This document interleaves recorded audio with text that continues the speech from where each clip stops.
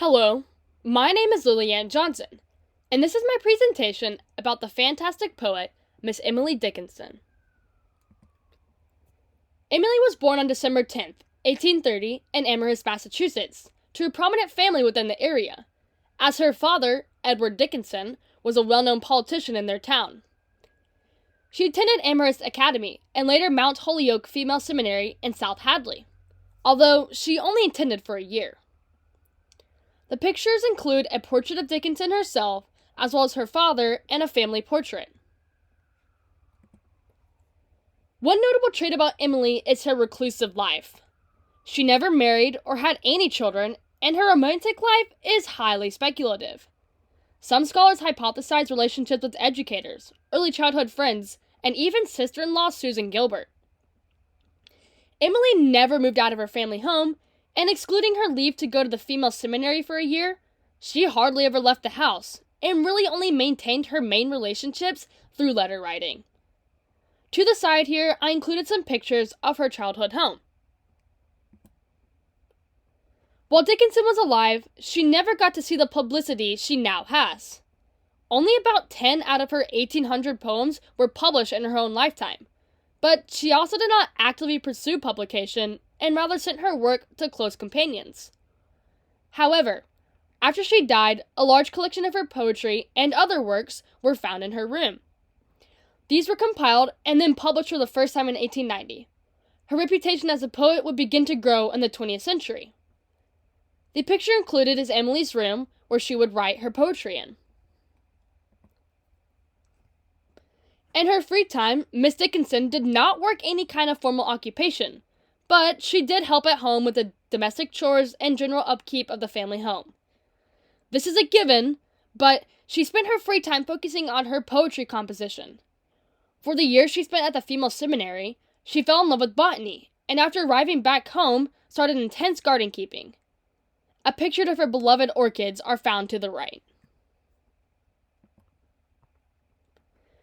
Emily would only start to really gain popularity after she passed. Her family began reading her work and publishing it.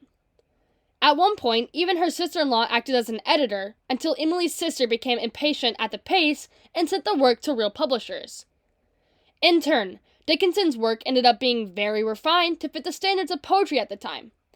With that being said, in 1955, Thomas H. Johnson published a compilation of her work under The Poems of Emily Dickinson, which is pictured to the side, where he tried to revert her heavily edited work back to its authentic self.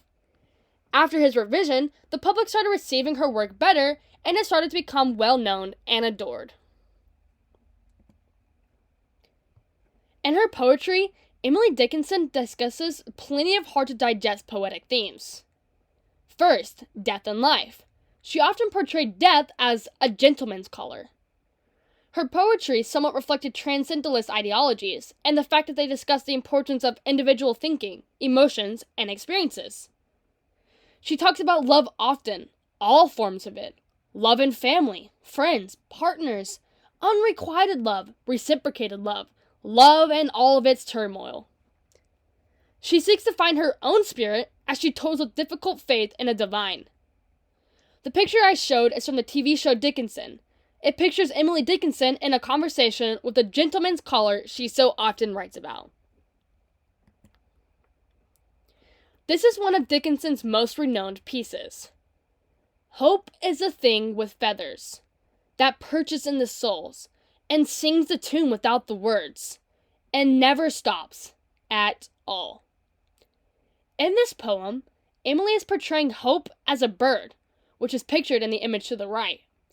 But this bird symbolizes the strength throughout anguish and comfort in difficult times. The bird will sing forever, silently, so even when it is silent, there it gives peace. Yet another famous piece of Emily's work. I'm nobody. Who are you? Are you nobody too? Then there's a pair of us. Don't tell, they'd advertise, you know. The image I included has two drawings of Emily, both most likely her nobody she describes, finding comfort in each other. Later, she goes on to use the imagery of a frog who shouts its name out, she declines popularity, claiming how disappointing it must be to proclaim one's name to the bog. Emily's style of poetry was very unique. She used uncanny yet intentional grammar that lives on today. First off, she did not typically rhyme exactly. She used near rhymes that created a subtle rather than exactly cohesive harmony that haunted readers. She would capitalize words that would not typically be capitalized.